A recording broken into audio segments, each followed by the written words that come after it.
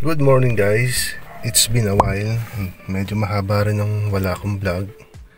Ngayong araw ay pupunta ako sa Toyota. Third PMS ng ating Vigo. Low mileage lang ito. Nasa 6,236 pa lang. Pero dapat ay 10,000. So yun, di bali na lang na medyo maaga basta hindi makaproblema tayo sa warranty or sa policy pagdating dito sa PMS. Mamaya guys, mag-vlog kung kaya doon sa Toyota. Pero kung hindi, papakita ko na lang yung detalye ng gastos natin.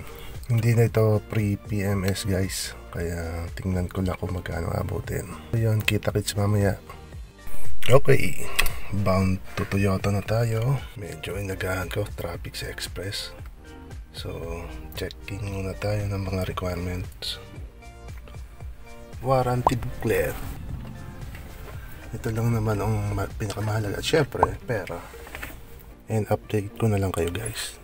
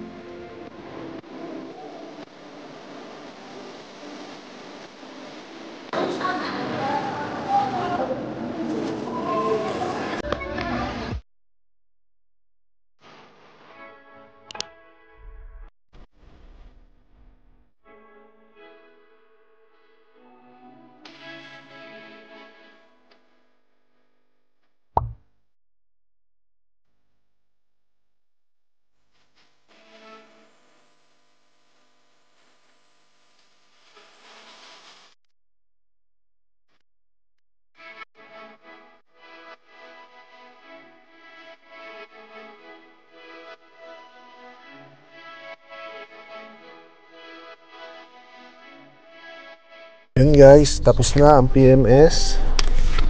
So nagastos ko ay 4,577.